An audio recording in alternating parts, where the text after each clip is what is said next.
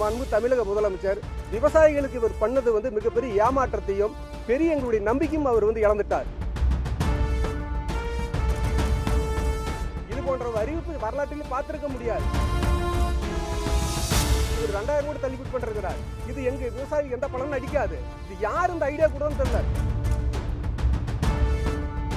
தமிழக வெற்றி கழகம் தனது தேர்தல் வாக்குறுதியில் வந்து விவசாயிகள் பெற்ற பயிர்க்கடன் வந்து உங்களுக்கு சிறு குறு விவசாயிகளுக்கு முழுமையாக தள்ளுபடி செய்வதாகவும் பெரு விவசாயிகளுக்கு 50% தள்ளுபடி செய்யும் தேர்தல் வாக்குறுதியில் வந்து இன்றைய முதலமைச்சர் மாண்புமிகு ஜோசப் விஜய் அவர்கள் வந்து அன்றைய தலைவராக இருக்கிறப்ப தேர்தல் பிரச்சாரத்தில் வந்து தன்னுடைய அறிக்கையில் வந்து இது அறிக்கை கிடையாது, இது உத்தரவாதம். விவசாயிகளுடைய கஷ்டங்கள் வந்து எனக்கு எவ்வளோ கஷ்டங்கள் எனக்கு தெரியும், எனக்கு விவசாயம் தெரியாது, அவங்களுடைய கஷ்டங்கள் தெரியும்னு சொல்லி உத்தரவாதம் அறிவித்தார். ஆனால் தனது ஆட்சி பொறுப்பு ஏற்ற உடனே வந்து அவர்கள் 2 வாரம் வந்து இதை பற்றி வந்து எதுவுமே பேசவே கிடையாது. தொடர்பாக எடுத்துக்கிட்டால் உங்களுக்கு வந்து தமிழ்நாடு அரசை பொறுத்த வந்து இதற்கு முன்னாடி முன்னாள் முதலமைச்சர்கள் பொதுவாக வந்து தேர்தல் வாக்குறுதியில் வந்து பயிர்க்கடன் அறிவிச்சாங்கன்னா ஆட்சி பொறுப்பை ஏற்ற உடனே முதல் கையெழுத்து விவசாயிகள் பயிர்க்கடன் கையெழுத்தாக தான் இருந்தது வரலாறு. ஆனால் இவர் 2 வாரமே அதை பற்றி கண்டுக்கவே இல்லை. எங்களுடைய தமிழ்நாடு அனைத்து விவசாய சங்கங்கள் ஒருங்கிணைப்பு குழு சார்பில் வந்து நேரில் மாண்பு தமிழக முதலமைச்சர் தலைமை செயலகத்தில் சென்று விவசாயிகளுடைய பயிர்க்கடனை தள்ளுபடி செய்யுங்க, புதிய பயிர்க்கடனை கொடுத்தால் மட்டும்தான் மீண்டும் வந்து பயிரிட முடியும், விவசாயிகளை பாதிப்பில் இருக்காங்கன்னு சொல்லி பின்னாடி 1 வாரம் எனக்கு வந்து அவகாசம் கொடுங்க, நான் கொஞ்சம் நிதி சுமையில் இருக்கேன், நான் தெரிஞ்சு சொல்கிறேன்னு சொன்ன மாண்பு தமிழக முதலமைச்சர் 1 வாரத்தில் வந்து அவர் தேர்தல் அறிக்கையில் கொடுத்ததுக்கு நேர்மாறாக வந்து பயிர்க்கடன் தள்ளுபடி வந்து அறிவிச்சிருக்காரு. 50,000 ரூபா அதுக்கு கீழே சேர்த்தி வாங்கினா 40,000 30,000 வரலாற்றிலே இந்த மாதிரி ஒரு அறிவிப்பை பார்த்தது கிடையாது. இது வந்து உத்தரவாதம் தெரிவிச்ச மாண்பு தமிழக முதலமைச்சர் விவசாயிகளுக்கு இவர் பண்ணது வந்து மிகப்பெரிய ஏமாற்றத்தையும் பெரிய எங்களுடைய நம்பிக்கையும் அவர் வந்து இழந்துட்டார். மிகப்பெரிய ஒரு பெரிய அதிர்ச்சியில் நாங்கள் இருக்கிறோம். மீண்டும் இன்னைக்கு வந்து புதிய வேலை இந்த ஆண்டுக்குள்ள பயிர்க்கடன் செய்ய முடியாத நிலைமையில் நாங்கள் இருக்கிறோம். மாண்பு தமிழக முதலமைச்சர் வந்து ரிசர்வ் பேங்க் ஆஃப் ரூல்ஸையும் சொல்லாதையும் மத்திய அரசுடைய காரணம் காட்டாதையும் வழியா எங்களுக்கு வந்து என்ன வாக்குறுதி செய்தாரோ பயிர்க்கடன் தள்ளுபடி செய்யணும். தமிழ்நாட்டு அரசை பொறுத்து வந்து இன்னைக்கு நிதி சுமைங்கிறது வந்து நீ 10 லட்சம் கோடிங்கிறது தன்னுடைய வருவாய்க்கு உட்பட்டு இருக்கிறது தான். அந்த கடனையும் அவர் வந்து காட்டுறது வந்து முறையானதா இல்லை. அதே போல் வந்து ஆர்பிஐ ரூல்ஸை பொறுத்து என்னன்னா வந்து அந்தந்த மாநிலத்தை வந்து பண்ணுற அந்த அரசாங்கனுடைய வந்து தள்ளுபடியாக இருக்கட்டும் நலத்திட்டங்களாகட்டும் அது அந்த அரசு சார்ந்தது. இதில் வந்து ஆர்பிஐ தலையிடாது. மாண்பு தமிழக முதலமைச்சர் இதை உணர்ந்து கொண்டு விவசாயிகளுக்கு கொடுத்த வாக்குறுதியை நிறைவேற்ற முன் வரணும். அதே போல் வந்து பழைய நடப்பாண்டில் கொடுத்த பயிர்க்கடனை வந்து நிறுத்தி வச்சு இந்த ஆண்டுக்கு புதிய பயிர்க்கடன் வழங்க உடனே தீவிரம் நடவடிக்கை எடுத்து தமிழ்நாட்டில் ஒரு நிதியை பெருக்கி பழைய கடனை கட்டுறது முன்வருன்னு சொல்லி மாண்பு தமிழக முதலமைச்சருக்கு தமிழ்நாடு அனைத்து விவசாயிகள் ஆற்றுப்பாசன விவசாய சார்பில் கோரிக்கை கொடுக்குறாங்க. ஒட்டுமொத்தமாக எடுத்துக்கிட்டா உங்களுக்கு விவசாயிகளுக்கு வந்து ஒரு 12,000 கோடி தள்ளுற மாதிரி வருங்க.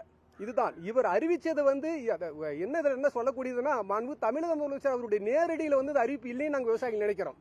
இது போன்ற ஒரு அறிவிப்பு வரலாற்றில் பார்த்திருக்க முடியாது. யாருடைய தலைமைச் செயலர் யாருடைய அரசு அதிகாரியுடைய யோசனைகளை சொன்னாரோ என்னங்கிறது எங்களுக்கு ஒன்றும் புரியல.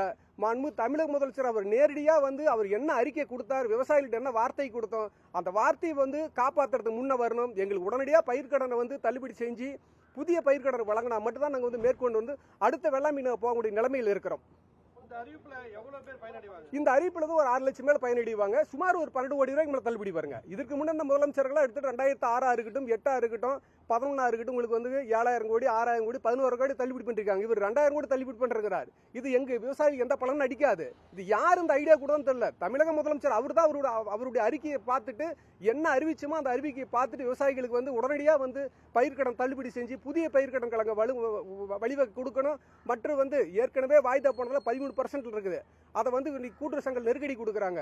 அதுக்கு உத்தரவிடணும் மாண்பு தமிழக முதலமைச்சர் புதிய பயிர்க்கடன் வழங்க முன்வரும் சொல்லி கோரிக்கை வைக்கிறாங்க. பயிர்க்கடன்கள் வந்து மீண்டும் புதுப்பிச்சால் மட்டும்தான் வந்து நாங்கள் வந்து கடன் கொடுத்தா மட்டும்தான் நாங்கள் வந்து மாற்று இல்லாமல் செய்ய முடியும். இதுவரையில் வந்து எதுவுமே நாங்கள் பண்ண முடியாது இருக்கு. இவருடைய அறிக்கையே நாங்கள் 20 நாள் பார்த்துட்டு எந்த அறிக்கையுமே வரல. அதிலே பெரிய அதிர்ச்சியில் இங்கே இருக்குது. தமிழ்நாடு முழுமே எல்லா விவசாயம் இதே நிலைமை தான். 2 கோடிக்கு மேலே விவசாயிகள் இருக்கிறாங்க. இன்னைக்கு 60 லட்சம் மேலே இவருக்கு ஓட்டு போட்டுருக்கிறோம். இவருடைய வார்த்தையை நம்பி தான் ஓட்டு போட்டோம். எப்படி என்னங்கிறது எங்களுக்கு ஒன்றும் புரியலைங்க. அவர் நேரடியாக வந்து கட்டுப்பாட்டில் வந்து தலைமைச் செயலகத்தில் வந்து தன்னுடைய என்ன வாக்குறுதின்னு பார்த்து அவர் வந்து உடனடியாக வந்து எங்களுக்கு உத்தரவு பிறப்பின்னு சொல்லி கோரிக்கை வைக்கிறாங்க. எந்த விவசாயமும் செய்ய முடியாதுங்க. இந்த அறிக்கை வந்து புதிய பயிர்க்கடன் கொடுக்கணும், பழைய பயிர்க்கடனை தள்ளுபடி செய்து புதிய பயிர்க்கடன் கொடுக்கறது முன் வந்தால் மட்டும்தான் மாற்று வேளாண்மை செய்ய முடியும். அது வரல வந்து எந்த விவசாயிகளும் எந்த வேலையுமே செய்ய முடியாது. இதுதான் இன்னைக்கு தமிழ்நாட்டுடைய நிலைமைகள்.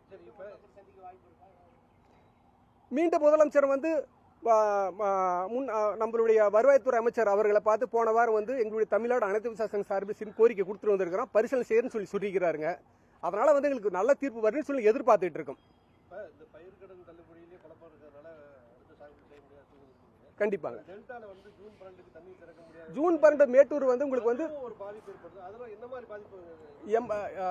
அதாவது மேட்டூர் அணையை பொறுத்து இருந்தாங்க. ஜூன் 12 டெல்டா பாசனத்துக்கு வழக்கமாக தண்ணி திறக்கிறது வழக்கம். இன்னைக்கு 80 அடி கீழே இருக்குது. நமக்கு கர்நாடக அரசு கொடுக்க வேண்டிய தண்ணீரை வந்து மாண்பு தமிழக முதலமைச்சர் வந்து அதற்குண்டான வந்து உங்களுக்கு உடனே அவருக்கு மத்திய அரசோட அழுத்தம் கொடுத்து கர்நாடக அரசு கிட்ட வந்து தண்ணி வாங்கி ஜூன் 12 மேட்டூர் அணை திறந்தால் மட்டும்தான் இன்னைக்கு டெல்டா பாசனம் குறுகிய சாகுபடி வந்து இன்னைக்கு எல்லாம் செய்ய முடியும். இல்லைன்னா வந்து பாலைவனமா மாறிடும். அதே போல வந்து தமிழ்நாட்டில் இருக்கிற அனைத்து விவசாய சங்கங்களையும் அனைத்து கட்சிகளையும் கூட்டி இன்னைக்கு வந்து எங்களுடைய கருத்துக்கள் கேட்டு அடுத்த நடவடிக்கை எடுக்கிறதுக்கு அவர் முன் வரணும். கண்டிப்பாங்க, கண்டிப்பா ஆலோசனை பண்ணணுங்க. அனைத்து கட்சிகளையும் கூட்டணும். அனைத்து விவசாய சங்க பிரதிநிதிகள் அனைத்து சங்கங்களையும் கூப்பிட்டு ஆலோசிச்சு அவர் ஒரு முடிவு எடுத்தா மட்டும்தான் இதுக்கு ஒரு தீர்வு கிடைக்குங்க. ஏன்னா பயிர்க்கடன் இந்த மாதிரி வந்து வரலாறுல வந்து 50,000 40,000 20,000 5,000 கேட்டதே கிடையாது. இதுக்கு முன்ன என்ன அரசுகள் செஞ்சாங்களோ அந்த வழியில கூட ஐயா கொண்டு வந்திருக்கலாம். எங்களுக்கு மிகப்பெரிய மனவேதனையில் அங்கே இருக்கிறாங்க. மாண்பு தமிழக முதலமைச்சர் வந்து தீவிரமா எங்களுக்கு மீண்டும் மாற்று பயிர்க்கடன் கொடுத்தால் மட்டும்தான் நாங்கள் விவசாயம் செய்ய முடியுங்க. டி.கே. சிவகுமார் வந்து கர்நாடக துணை முதலமைச்சரா இன்னைக்கு முதலமைச்சரா பதவி ஏற்றுக்காருங்க. அவர் இதுக்குன்னே வந்து ஏற்கனவே வந்து நான் அணை கட்டும் தொடர்ந்து வலியுறுத்திட்டு இருக்காரு.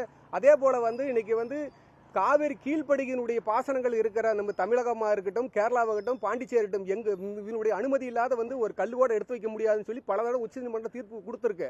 அந்த உச்சநீதிமன்றம் சொன்ன தீர்ப்பையும் மீறி வந்து அவர் வந்து அந்த வார்த்தையை விடுறாரு, கட்டத்தை முயற்சிக்கிறாரு.